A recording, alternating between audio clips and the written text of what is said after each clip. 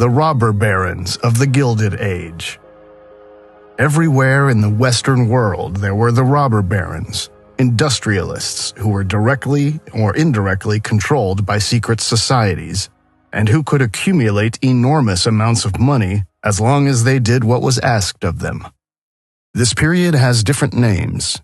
In the United States it is known as the Gilded Age, and in Germany as the Gründerzeit, from about the 1860s to the early 1900s. However, this golden age came to an abrupt end with the First World War. In any case, industrialists seem to have been the stewards of the new technologies, and most of today's major entrepreneurs were shaped in one way or another by the transfer of technology from the world's fairs. Emil Rathenau, for example, founded AEG in response to the technical achievements he observed at the world's fairs in Paris, Vienna, and Philadelphia. Some interesting aspects emerged from the analysis of the industrial families.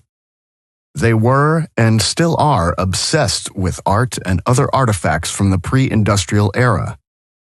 The early industrialists literally hoarded entire houses full of sculptures and paintings, as if it was just a matter of making as many remnants of the old world disappear as possible.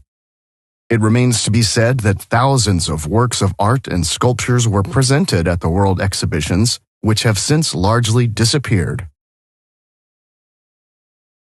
They lived in the most impressive neoclassical buildings, basically palaces, that existed at the time.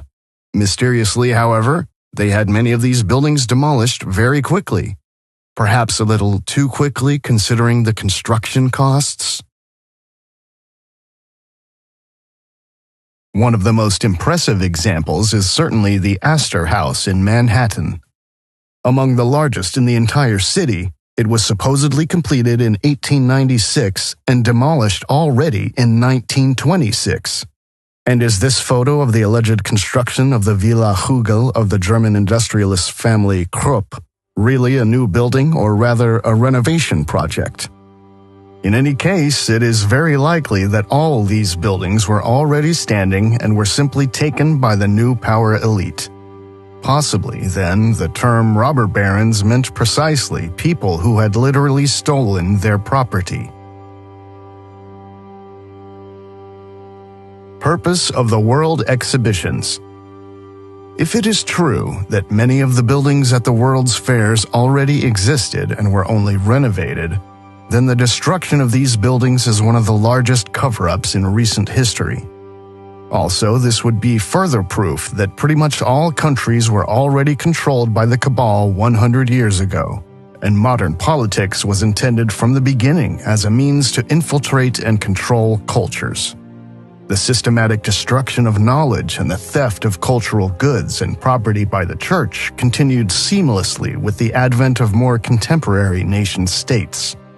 With the help of a central monetary system imposed on us, state-legitimized robbery is still the main cause of the transfer of wealth and possessions into the hands of a few. The misappropriation of majestic old-world building sites by the new post-colonial power elite happened at the same time as other events that all seem to be connected. Thus, from the mid-19th century onwards, not only were World's Fairs held in oversized and far too expensive buildings that were completely inappropriate for them, but at the same time the first psychiatric hospitals, insane asylums, were being built. Just like the World Exhibitions, these psychiatric hospitals were architecturally unsuitable for the defined purpose. Architecture always reflects the consciousness of the builders and is defined by its purpose. However, we would expect industrialists to build simply and economically, to use steel and concrete, and by no means to demolish their buildings immediately, but to try to generate income from land and buildings for as long as possible. But we see just the opposite. The buildings at the World's Fairs are detailed, ornate, aesthetic, and far too large and expensive for their purpose. They represent something completely different from the world we know. They represent ancient Rome, the classical ideals of the beautiful, the true, the good, the pursuit of the divine and perfection. The world's fairs connect two completely opposite eras or cultures that should have no points of contact at all. The world of the industrial robber barons and an old world that we can no longer remember, but in which the economic principles we know played no great role.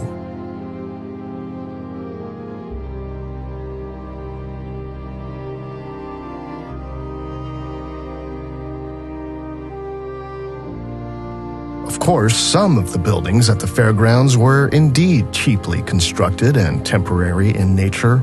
For example, in this photo of the Louisiana Purchase Expo, you can clearly see that some of the plaster is peeling off and the interior, consisting of wood, is exposed.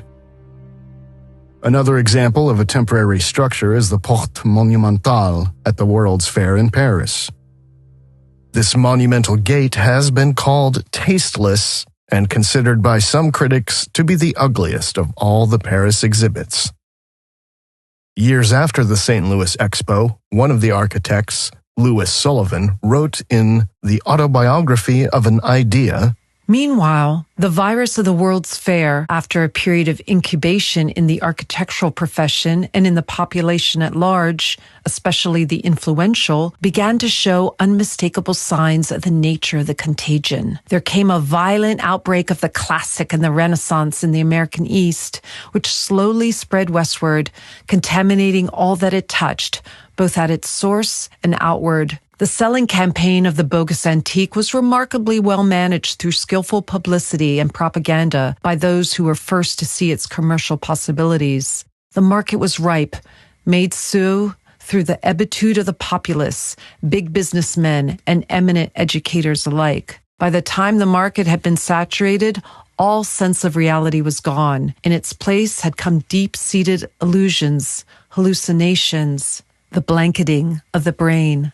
Thus, architecture died in the land of the free and the home of the brave."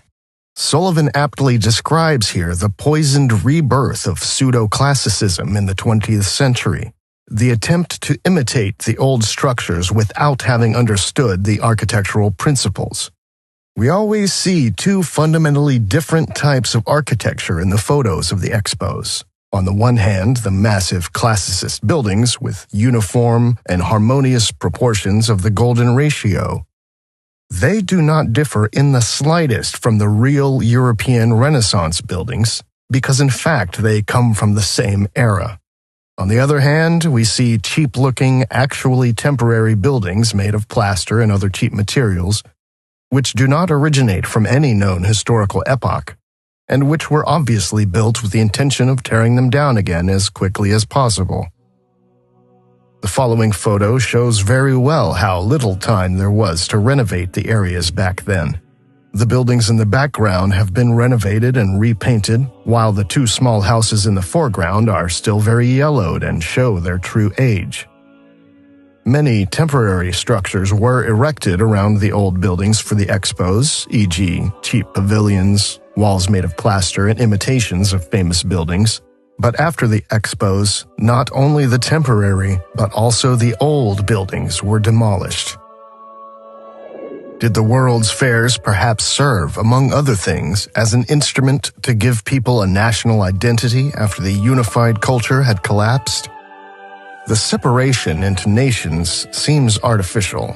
The Slavs, for example, seem just like the Germans of Nordic origin and thus part of the same people. The term Slav originated from the pejorative term sklavi, was put into the world by the Vatican and stood for the pagan tribes of Europe who did not want to submit to the monotheistic power apparatuses. After the successful infiltration of the German cultural area, only the pagan Eastern Europeans were referred to as Slavs.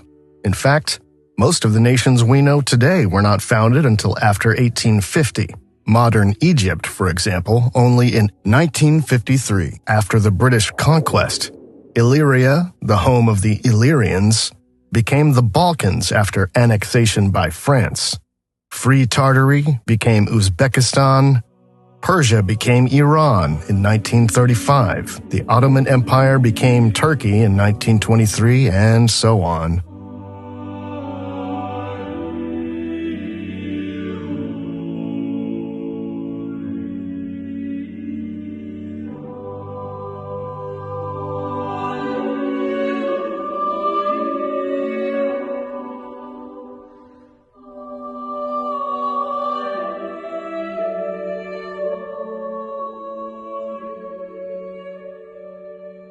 The old words have a meaning.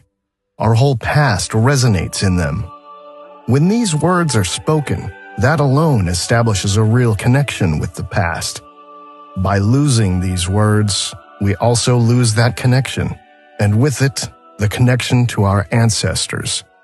Meanwhile, our world is divided into various soulless administrative units, controlled by a small secret elite. It was at the expos that people first came into contact with the new technologies. Telephones, railways, electric light, i.e. the light bulb, wireless communications, incubators, cars, photography, films.